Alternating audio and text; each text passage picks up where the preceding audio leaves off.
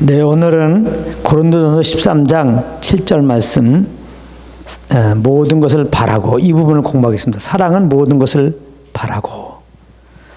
우리가 고린도전서 13장 4절부터 7절에 사랑의 여러 항목이 나오는데 하나하나 살펴보고 있는데, 오늘은 사랑은 모든 것을 바라고, 이 부분을 공부하겠습니다. 그 제목은 모든 것을 바라시는 예수님이 되겠습니다. 왜냐하면 고린도전서 13장에 나오는 그 사랑의 항목은 다 예수님에 대한 부분이에요. 우리가 할 수 있는 게 아닙니다. 그래서 오늘도 보면은 사랑은 모든 걸 바라는 것이다. 모든 것은 항상이라는 것입니다. 항상, always. 항상이란 말이에요. 사랑은 항상. 근데 바란다는 것은 기대한다는 거예요. 기대한다, 소망한다. 그러니까 항상 기대한다, 항상 소망한다, 그거예요. 사랑은 무엇이냐? 항상, 어느 때만이 아니에요. 항상 기대하는 거, 항상 바라는 거. 어떻게 바래? 잘 되길 바라는 거예요. 내가 사랑하는 사람에게 항상 잘 되기를 바라고, 항상 잘 되기를 소망하고, 항상 잘 되기를 기대하는 게 그게 사랑인 거예요. 당연하죠. 네. 자, 그런데 이게 하나님의 사랑이라고 그랬어요. 이거 우리는 그렇게 할 수 없습니다. 사람은 절대 항상 기대하는 사랑 할 수 없어요. 항상 바라는 사랑을 할 수 없습니다. 왜냐하면은 우리가 누구를 사랑합니다. 그래서 그가 잘 되기를 바래요.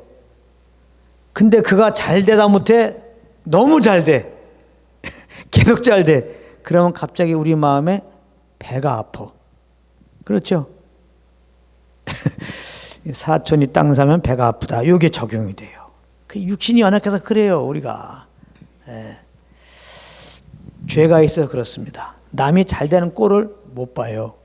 그래서 정말 저 사람이 잘 되기를 사실 처음에는 원하다가 정말 계속 잘 되면은, 나보다 잘 되는 것 같으면은 시기 질투가 일어나요.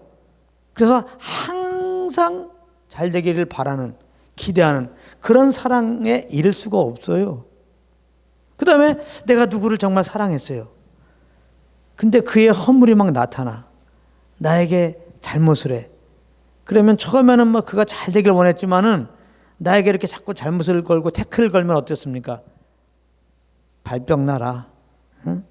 발병 나라고. 그가 잘 되기를 기대하는 게 아니라 잘 안 되기를 기대해요. 그래서 또 실제적으로 언제는 좋아했다가 언제는 잘 되기를 원했다가 이제 그가 조금 나이가 잘못했을 때 그가 안 좋은 소식을 들으면 쌤통이다 그런단 말이에요. 우리의 이 죄의 본성이 남아있어서 그렇단 말이에요. 그러니까 사람으로는 할 수가 없어요. 모든 것을 바라는 사랑은 하나님께 속한 겁니다. 하나님은 모든 것을 바라십니다. 우리가 하나님 앞에 잘했냐 못했냐 상관없어요. 우리의 그 잘잘못에 상관없이 하나님은 항상 우리를 바라시는 그 사랑으로 사랑하십니다. 그러면 이 세상을 향한 하나님의 그 바라심, 하나님의 기대하심, 그것은 무엇일까요? 죄인들이 구원받는 거예요. 죄에서 구원받기 원하는 거예요. 이게 하나님의 정말 바람이에요. 이 세상을 사랑하시는데 이 세상 하나님 앞에 원수를 행하는, 경건치 아니한 육신의 정욕대로 행하는 이 세상을 하나님을 사랑하시는데 항상 바라시는 사랑인데 뭘 바라시냐? 이 죄인들이 구원받기 원해요. 그리고 진리를 아는 데 이르기를 원하세요. 구원받은 다음에 진리 대신 예수님을 더 알게 원해요. 그 아는 지식에서 자라기를 원하세요. 그렇게 바라고 계신다고. 이 세상을 향해서 하나님은 이 항상 바라시는 사랑을 멈추지 않습니다. 그래서 그리스도께서 십자가에서 죽으심을 통해서 하나님의 이 항상 바라시는 사랑을 우리는 알 수가 있는 거죠. 하나님께서 그리스도를 왜 보내셨어요? 왜 십자가에 내어주셨습니까? 우리를 죄에서 구원하기 위한 거예요. 예수님의 죽으심은, 죄를 알지도 못하신 그분이 십자가에 달려 죽으심은 우리의 죄를 대신 짊어지고 죄로 달리신 거예요. 우리 대신 대속죄물 되신 거란 말이에요. 우리를 죄에서 구원하기를 항상 바라신 하나님께서 그러므로 그 아들을 십자가에 내어주셨기 때문에 그 십자가를 통해서 항상 바라시는, 항상 기대하시는 그 하나님의 사랑을 알 수가 있는 거죠. 그런가 하면은 이제 하나님의 은혜로 예수 믿고 구원받은 우리 믿는 자들 안에 성령을 보내셨는데, 이 성령 보내심을 통해서 하나님의 그 사랑은 항상 바라시는 사랑이라는 것을 우리는 알 수가 있습니다. 하나님이 믿는 우리들에게 바라시는 게 뭐예요? 이제 예수 믿고 구원받은 우리들에게, 예수 믿고 구원받았으니까 마음대로 살라, 당연히 아니죠. 하나님은 모든 사람들이 구원을 얻으며 진리를 아는 데 이르기를 원하노라. 더욱더 예수님을 알기를 원하신단 말이에요.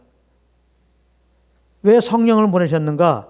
성령이 바로 예수 그리스도를 우리에게 알려주시려고, 그 십자가의 은혜를 알려주시려고 성령을 보내신 거거든요. 그러니까 믿는 우리들에게 성령 보내신 걸 통해서 하나님은 정말 항상 바라시는 그 사랑으로 우리를 사랑하시는구나, 이렇게 알 수 있는 것입니다. 하나님께서 그리스도를 이 땅에 다시 보낸다고 이렇게 약속하였어요. 예수님이 다시 오신다고 말씀하셨어요. 근데 지금 2000년이 지나도 예수님이 하늘에 올라가신 다음에 아직 다시 안 오십니다. 그 이유를 베드로서에 보게 되면은 한 영혼에도 회개하고 돌아오기를 바라셔서 그렇다는 거예요. 그러니까 예수님이 아직 안 보내시는, 그 그리스도를 아직 보내시지 않는 것을 보면서도 하나님이 항상 바라시는 그 사랑으로 이 세상을 사랑하고 계신 것을 우리는 알 수 있습니다. 한 영혼이라도 회개하고 예수 믿고 구원받기 원한단 말이에요. 그걸 바라시고 있단 말이에요. 근데 그냥 지금 예수님을 빨리 보내면은 이거 그냥 다 심판이니까, 대수만 쓰면은 보내시긴 보내시는데 약속도 하셨고, 늦추시고 있는 거예요. 한 영혼이라도 회개하고 돌아오기를.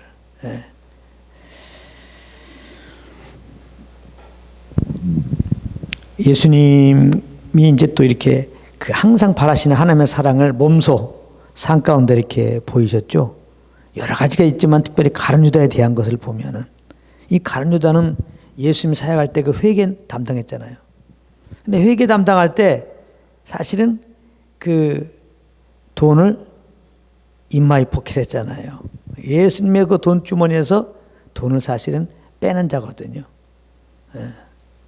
예수님 걸 다 알고 있었어요. 그런데 모른 척 하세요. 왜 그러셨을까? 항상 바라시는 사랑이거든요. 잘못된 거 돌이켜서 올바른 길로 오기를, 진정 예수님을 따르는 제자가 되기를 예수님 바라서 그런 거 아니겠어요?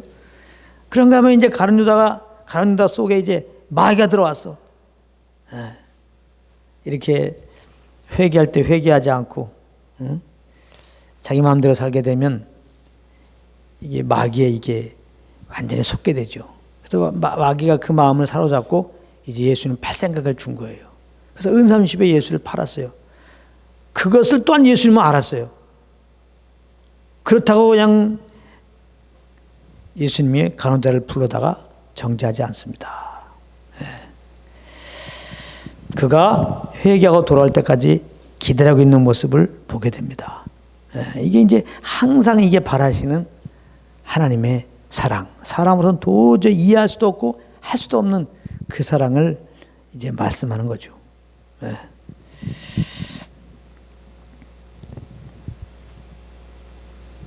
이렇게 예수님을 팔아먹은 가룟 유다에게도 항상 기대하시고 바라셨던 예수님,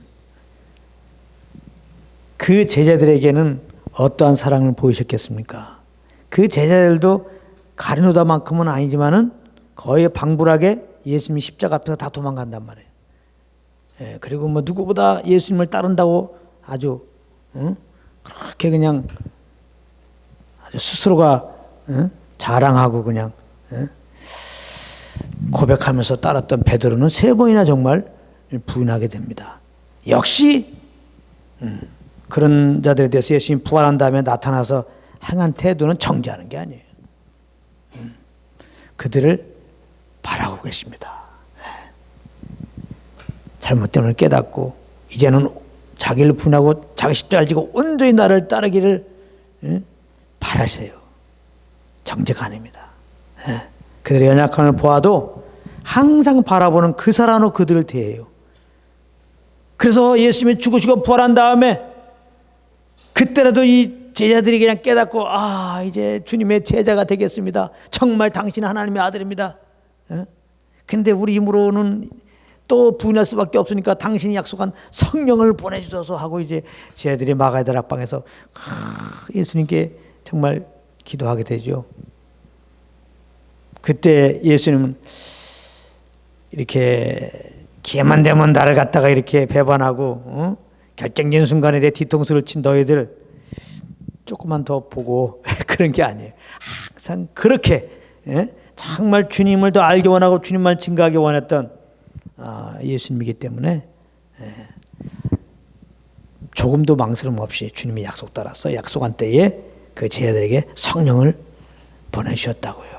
그래서 오순절날 그 제자들에게, 그 연약하게 짝이 없는 제자들에게 성령 보내신 것이 바로 항상 바라시는, 기대하시는, 소망하시는 하나님의 사랑을 볼 수 있어요. 그렇다면 그 예수 그리스도의 피를 주고 값주고 사신 하나님의 자녀된 우리에 대한 하나님의 사랑은 어떠실까요? 항상 바라시는, 항상 기대하시는 그런 사랑입니다. 히브리서 13장에 보게 되면 내가 너희를 떠나지도 아니한다, 버리지도 아니한다. 당연하시죠. 우리를 그토록 구원하기 위해서 그 아들까지 내어주시고 구원하셨어요. 진리를 알게 원하셔서 성령까지 우리에게 보내셨어요. 그리고 성령으로 친히 우리를 이제 그 진리로 이렇게 인도해 가시는 우리 하나님께서, 그러나 우리가 연약해서 성령을 쫓지 못하고 잠깐 이렇게 내가 한눈 팔고 세상을 바라보다가 실족하고 넘어지고 그런 허물을 보여준다고 그 우리에 대한 기대감을 저버릴까요? 그렇지 않습니다. 빌립보서 1장에 보게 되면 착한 일을 시작하시니가 그리스도의 예수 날까지 이루실 줄을 확신한다고 그랬어요. 우리를 구원하신 그 주님이 완전한 구원, 주님의 형상에 좀 이르기를 원하시는 그 바람 그대로 하나님은 포기하지 않고 이제 성령으로 계속해서 우리를 진리로 인도하십니다. 잘못된 길로 가면 빨리 회개하라 하시고 또 이제 의의 길로 이렇게 우리를 인도하세요. 그러니까 우리 편에서는 이러한 항상 우리에 대해서 바라시는 하나님의 사랑을 아는 게 중요하고, 이것을 안다면 좀 잘못해서 정죄받지 않죠. 넘어졌다고 그냥 모든 게 끝났다 하고 절망하지 않죠. 낙심하지 않죠. 이러한 항상 사랑하는 주님의 사랑을 우리가 알 때 잘못하면 자백하면서 다시 은혜를 얻기 위하여 은혜 보좌 앞에 담대히 나아가게 되죠. 연약한 무릎을 다시 이렇게 세우게 되죠. 이제는 혹시라도 내가 뭔가 주님의 일을 이루려고 했던 걸 내려놓고 나는 할 수 없으니, 그러나 성령으로 이렇게 주님이 우리를 바라시고 그 바람으로 인도하심을 알고 인정하고 성령님을 더 의지한 쪽으로 가게 되죠.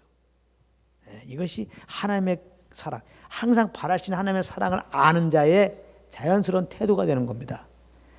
그래서 하나님은 그냥 너가 무조건 열심히 나 섬기기 전에 나를 먼저 알라는 거예요. 오늘 말씀 뭘 알아요? 하나님은 사랑이신데 항상 우리를 바라고 항상 기대하는 그 사랑이심을 알라 이 말이에요. 기대 정도가 아니라 친히 성령으로 오셔서 그 주님의 기대에 합당한 삶으로 우리를 인도하고 계셔요. 그거를 잘 아세요. 예수님은 이제 하나님 보좌 우편에 올라가셔서 바로 예수 믿고 구원받는 우리들이 정말 이 세상에서 보호되어지고 정말 하나님의 그 바람 따라서 주님의 거룩한 그런 형상에 이르는, 주님을 아는 지켜서 자라가는 삶이 될 수 있기를 위하여 주무시도 쉬지 않고 지금 기도하고 계시는 겁니다. 그러다가 이제 때가 되면은 우리를 맞이하러 이 땅에 딱 오실 것입니다. 예수님이 오시는 날 하나님께서 그토록 바라셨던 우리는 거룩한 형상으로 이제 몸의 구속을 받고 완전한 구원을 받고 이제 하나님과 영원히 하나님 나라에 거할 것입니다. 우리가 이러한 사랑을 안다면 이제 환난을 혹시 이 땅에서 맞이한다 할지라도 도저히 내가 뭐 헤어날 수 없는 사방의 우요쌈을 당한 그런 상황을 맞이하더라도 결코 낙심하지 않아요. 우리는 항상 부활의 소망을 바라봅니다. 주님이 우리를 향한 바람이 그거니까요. 예? 우리를 주님의 형상으로 우리를 새롭게 하는 것이, 주님 새롭게 되게 하는 것이 하나님의 바람이니까요. 그 길로 성령으로 인도하는 거니까요. 우리가 정말 성령 인도함 받는다면, 그러면 이러한 하나님의 사랑을 안다면은 환난이 문제가 아니죠. 예, 사방의 우겨쌈을 당한 게 문제가 아니죠. 우리는 그럴수록 더욱더 부활의 소망을 바라보죠. 하나님께서 우리를 향한 바람, 예, 우리의 궁극, 거룩한 주님의 형상으로 점도 흠없는 자로 거룩한 하나님 앞에 정말 이제 서서 그 주님을 예배하는 그 현장을 우리는 바라보게 되는 거죠. 그 하나님의 영광을 바라고 즐거워할 수 있는 거예요. 네, 로마서 5장 말씀이죠. 그리고 야고보서 1장에 시험을 만나거든 우리는 시험을 당할 수 있어요. 시련이죠. 시련. 어려움을 당할 수 있어요. 그러면 오히려 온전히 기뻐하라고 격려합니다. 이것은 사람의 이해력으로 이 말씀을 이해하면 말이 안 돼요. 온전한 시험을 받으면 미쳐라, 그런 말이거든. 미친 사람이나 그러지. 예? 지금 시련인데 막 웃고 앉아있고. 예? 그러나 성령으로 주님의 이 사랑을 알게 되면 그런 자가 되는 거죠. 예. 우리를 향한 하나님의 그 사랑, 항상 바라시는 사랑, 바랄 뿐만 아니라 그 바람 따라 인도하고 계신 하나님을 안다 그러면은 시험을 만나는 게 뭐가 문제야? 불시험이건 뭐가 문제야? 예?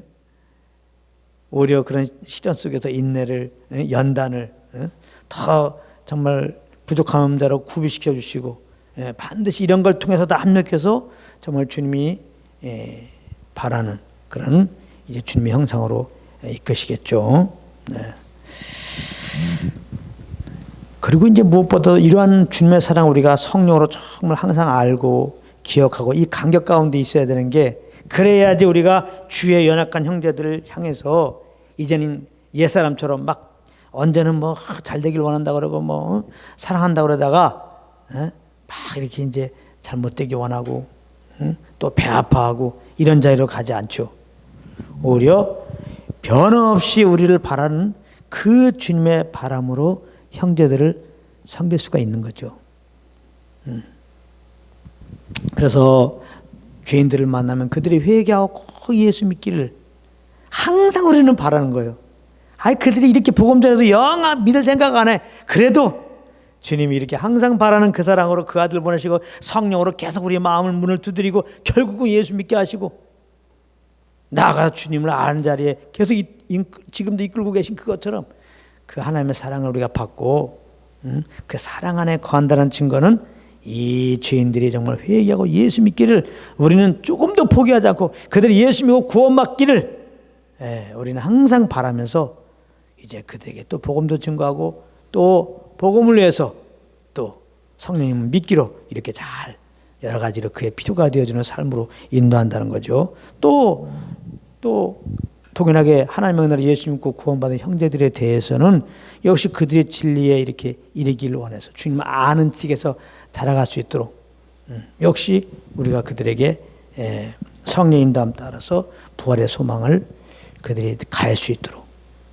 더욱더 주님을 알 수 있도록 기도하고 그런 쪽으로 우리가 섬기는 쪽으로 가게 되는 것입니다. 그래서 이제 오늘 말씀을 통해서 하나님은 항상 우리를 바라신다, 기대하신다, 소망하신다. 그래서 그 아들을 보내셨고 그 성령을 보내셨고 바랄 정도가 아니라 이제는 그 성령으로 그 길로 인도하신다는 거.